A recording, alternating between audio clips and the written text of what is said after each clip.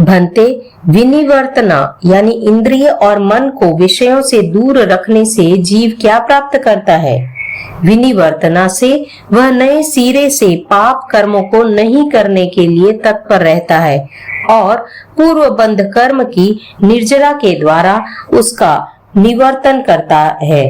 इस प्रकार वह पाप कर्म का विनाश कर देता है। उसके पश्चात 4 गति रूप 4 अंतों वाली संसार अटवी को पार कर जाता है। भंते, संभोज प्रत्याख्यान यानी मंडली भोज का त्याग करने वाला जीव क्या प्राप्त करता है? संभोज प्रत्याख्यान से वह परावलंबन को छोड़ता है। उस परावलंबन को छोड़ने वाले मुनि के सारे प्रयत्न मोक्ष की सिद्धि के लिए होते हैं। वह भिक्षा में स्वयं को जो कुछ मिलता है उसी में संतुष्ट हो जाता है।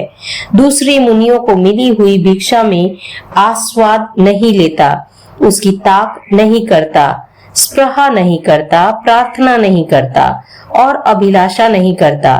दूसरों को मिली हुई भिक्षा से आस्वाद न लेता हुआ, उसकी ताक न रखता हुआ, स्पृहा न करता हुआ, प्रार्थना न करता हुआ और अभिलाषा न करता हुआ वह दूसरी सुख शैया को प्राप्त कर विहार करता है।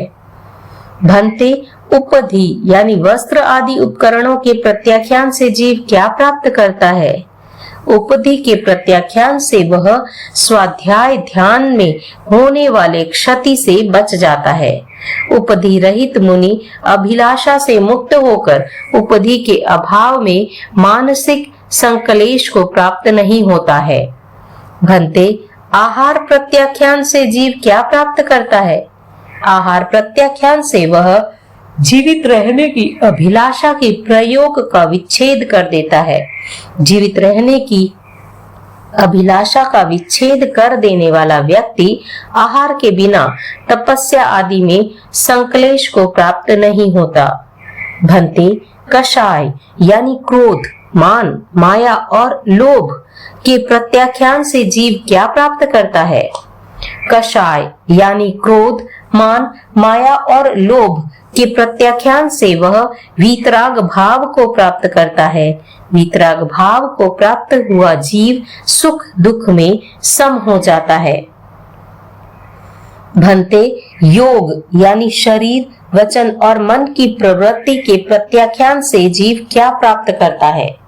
योग यानी शरीर, वचन और मन की प्रवृत्ति के प्रत्याख्यान से वह अयोग तत्व यानी सर्वथा अप्रकंप भाव को प्राप्त होता है। अयोगी जीव नए कर्मों का अर्जन नहीं करता और पूर्वाजित कर्मों को क्षीण कर देता है। भंते, शरीर के प्रत्याख्यान यानी देह मुक्ति से जीव क्या प्राप्त करता है? शरीर के प्रत्याख्यान से वह मुक्त आत्माओं के अतिशय गुणों को प्राप्त करता है। मुक्त आत्माओं के अतिशय गुणों को प्राप्त करने वाला जीव लोक के शिखर में पहुंचकर परम सुखी हो जाता है। भंते, सहाय प्रत्याख्यान यानी दूसरों का सहयोग न लेने से जीव क्या प्राप्त करता है? सहाय प्रत्याख्यान से वह अकेलेपन को प्राप्त होता है। अकेलेपन को प्राप्त हुआ जीव एकत्व के आलंबन का अभ्यास करता हुआ कोलाहल पूर्ण शब्दों से मुक्त, वाचिक कलह से मुक्त, झगड़े से मुक्त, कषाय से मुक्त, तू से मुक्त, संयम बहुल, संवर बहुल और समाधिस्थ हो जाता है। भंते, भक्त प्रत्याख्यान यानी अनशन से जीव क्या प्राप्त करता है?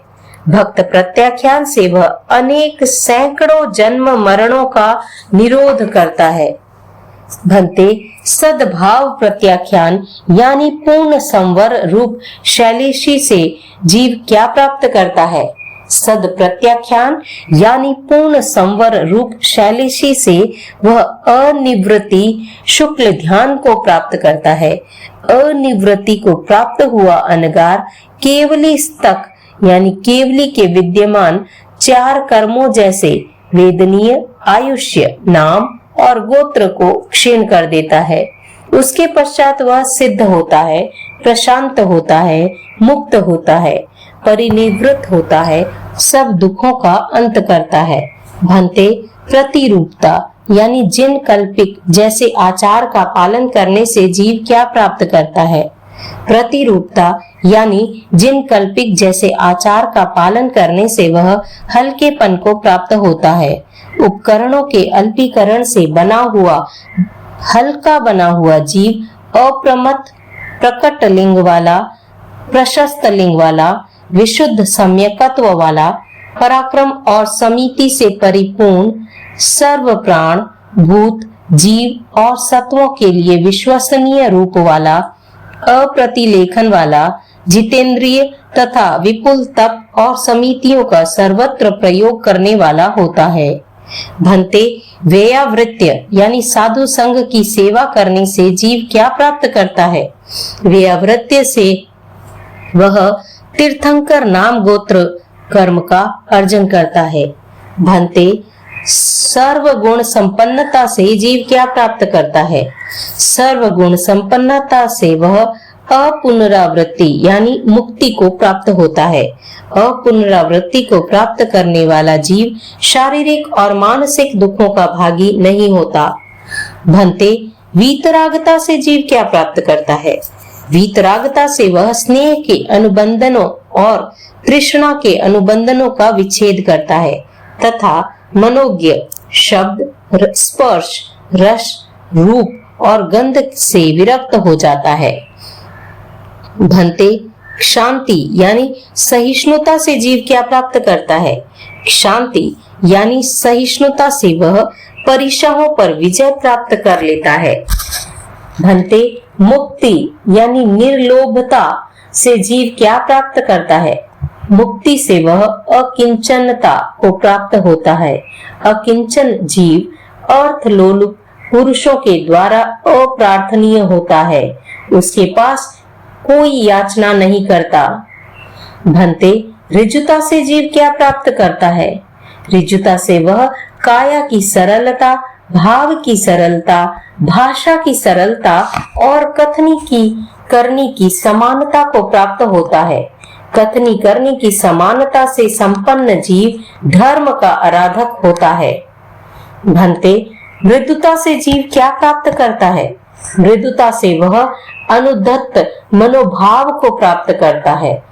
अनुद्धत मनोभाव वाला जीव मृदु मार्दव से संपन्न होकर मद के 8 स्थानों का विनाश कर देता है। भंते, भाव सत्य यानी अंतर आत्मा की सच्चाई से जीव क्या प्राप्त करता है। भाव सत्य से वह भाव की विशुद्धि को प्राप्त होता है। भाव विशुद्धि से वर्तमान जीव अरहत प्रज्ञप्त धर्म की आराधना के लिए तत्पर होता है। आराधना में तत्पर होकर वह परलोक धर्म का आराधक होता है। भंते, करण सत्य यानी कार्य की सच्चाई से जीव क्या प्राप्त करता है। करण सत्य यानी कार्य की सच्चाई से वह करण शक्ति यानी अपूर्व कार्य करने में सामर्थ्य को प्राप्त होता है। करण सत्य में वर्तमान जीव जैसा कहता है वैसा करता है। भंते, योग सत्य यानी मन, वाणी और काया की सच्चाई से जीव क्या प्राप्त करता है। योग सत्य से वह मन, वाणी और काया की प्रवृत्ति को विशुद्ध करता है। भंते, मनोगुप्तता से जीव क्या प्राप्त करता है। मनोगुप्तता से वह एकाग्रता को प्राप्त होता है।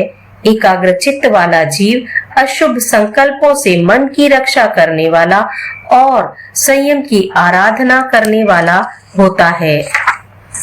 भंते, वाग गुप्तता से जीव क्या प्राप्त करता है। वाक गुप्तता से वह निर्विचार भाव को प्राप्त होता है। निर्विचार जीव सर्वथा वाक गुप्त और अध्यात्म योग के साधन चित्त की एकाग्रता आदि से युक्त हो जाता है। भंते, काय गुप्तता से जीव क्या प्राप्त करता है। काय गुप्तता से वह संवर यानी अशुभ प्रवृत्ति के निरोध को प्राप्त करता है। संवर के द्वारा कायिक स्थिरता को प्राप्त करने वाला जीव फिर पाप कर्म के उपादान हेतुओं यानी आश्रमों का निरोध कर देता है। भंते, मन समाधारणा मन को आगम कथित भावों में भली भांति लगाने से जीव क्या प्राप्त करता है? मन समाधारणा से वह एकाग्रता को प्राप्त होता है।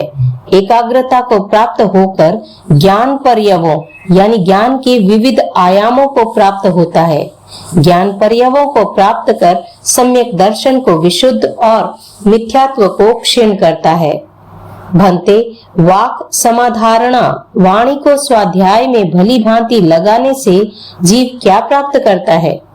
वाक समाधारणा से वह वाणी के विषय भूत दर्शन पर्यवों यानी सम्यक दर्शन के विविध आयामों को विशुद्ध करता है। वाणी के विषय भूत दर्शन पर्यवों को विशुद्ध कर बोधि की सुलभता को प्राप्त होता है और बोधि की दुर्लभता को क्षीण करता है। भंते, काय समधारणा संयम योगों में काय को भली भांति लगाने से जीव क्या प्राप्त करता है? काय समधारणा से वह चरित्र पर्यवों चरित्र के विविध आयामों को विशुद्ध करता है। चरित्र पर्यवों को विशुद्ध कर यथाख्यात चरित्र यानी वीतराग भाव को प्राप्त करने योग्य विशुद्धि करता है। यथाख्यात चरित्र को विशुद्ध कर केवली सत यानी केवली के विद्यमान 4 कर्मों वेदनीय, आयुष्य, नाम और गोत्र को क्षीण करता है। उसके पश्चात सिद्ध होता है, प्रशांत होता है, मुक्त होता है, परिनिवृत्त होता है और सब दुखों का अंत करता है। भंते, ज्ञान संपन्नता यानी श्रुत ज्ञान की संपन्नता से जीव क्या प्राप्त करता है? ज्ञान संपन्नता से वह सब पदार्थों को जान लेता है। ज्ञान संपन्न जीव 4 गति रूप 4 अंतों वाली संसार अटवी में विनष्ट नहीं होता। जिस प्रकार ससूत्र धागे में पिरोई हुई सुई गिरने पर भी गुम नहीं होती, उसी प्रकार ससूत्र यानी श्रुत सहित जीव संसार में रहने पर भी विनष्ट नहीं होता। ज्ञान संपन्न अवधि आदि विशिष्ट ज्ञान विनय, तप और चारित्र के योगों को प्राप्त करता है तथा स्व समय और पर समय की व्याख्या या तुलना के लिए प्रामाणिक पुरुष माना जाता है। भंते, दर्शन संपन्नता यानी सम्यक दर्शन की संप्राप्ति से जीव क्या प्राप्त करता है?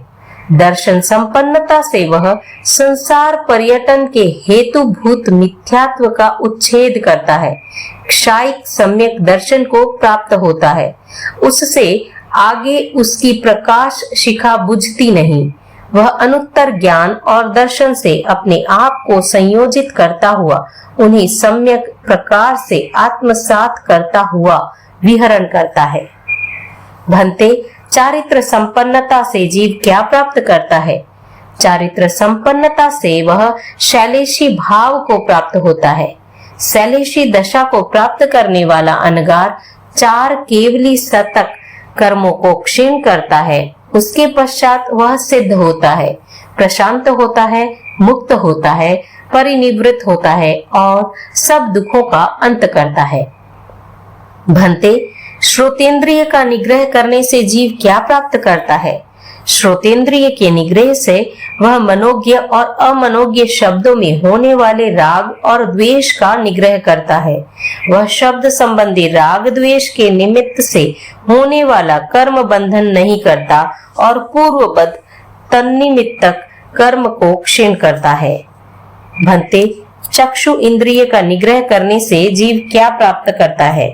चक्षु इंद्रिय के निग्रह से वह मनोज्ञ और अमनोज्ञ रूपों में होने वाले राग और द्वेष का निग्रह करता है।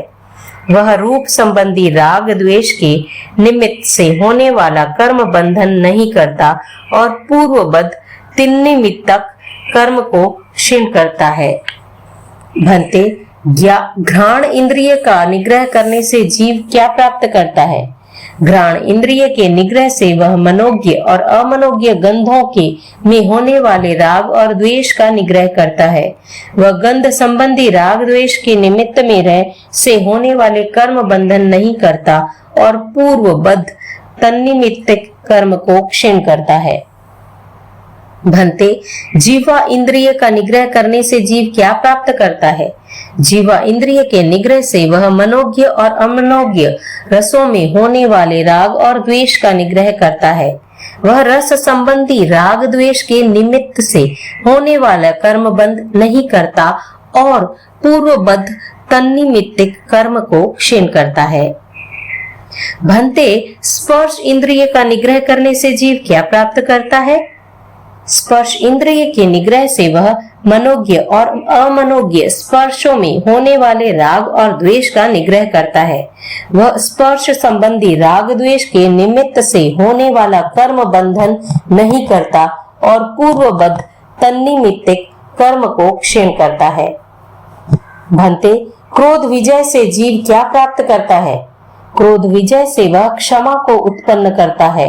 वह क्रोध वेदनीय कर्म बंधन नहीं करता और पूर्वबद्ध तन्निमित्तक कर्म को क्षीण करता है। भंते, मान विजय से जीव क्या प्राप्त करता है? मान विजय से वह मृदुता को उत्पन्न करता है। वह मान वेदनीय कर्म बंधन नहीं करता और पूर्वबद्ध तन्निमित्तक कर्म को क्षीण करता है। भंते, माया विजय से जीव क्या प्राप्त करता है? माया विजय से वह ऋजुता को उत्पन्न करता है। वह माया वेदनीय कर्म बंधन नहीं करता और पूर्वबद्ध तन्निमित्तक कर्म को क्षीण करता है।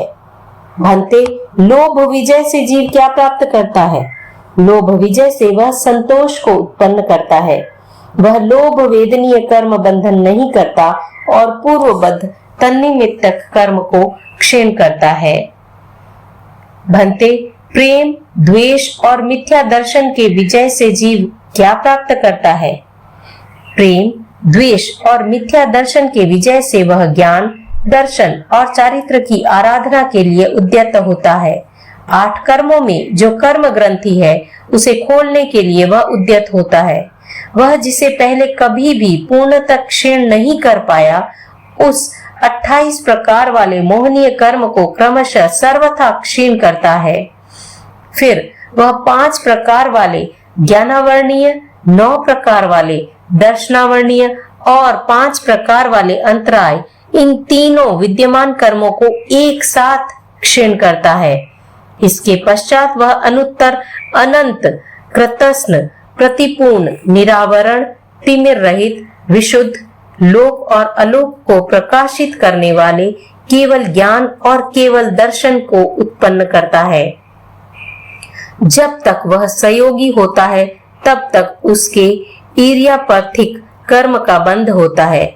वह बंध सुख स्पर्श यानी पुण्यमय होता है। उसकी स्थिति 2 समय की होती है। वह प्रथम समय में बंधता है और दूसरे समय में उसका वेदन होता है और तीसरे समय में वह निर्जीर्ण हो जाता है। वह कर्मबद्ध होता है, सब स्पष्ट होता है, उदय में हो आता है, भोगा जाता है, नष्ट हो जाता है, होने के पश्चात वह शेष आयुष्य का निर्वाह करता है। जब अंतर मुहूर्त परिमाण आयु शेष रहती है तब वह योग निरोध करने में प्रवृत्त होता है। उस समय सूक्ष्म क्रिया अप्रतिपाती नामक शुक्ल ध्यान में लीन बना हुआ वह सबसे पहले मनोयोग का निरोध करता है, फिर वचन योग का निरोध करता है, उसके पश्चात आनापान यानी उच्छ्वास निश्वास का निरोध करता है। उसके पश्चात स्वल्प काल तक 5 ह्रस्वाक्षरों अ, इ, उ, रि, ल का उच्चारण किया जाने उतने काल तक समुच्छिन्न क्रिया अनिवृत्ति नामक शुक्ल ध्यान में लीन बना हुआ अनगार वेदनीय आयुष्य नाम और गोत्र इन चारों विद्यमान कर्मों को एक साथ क्षीण करता है।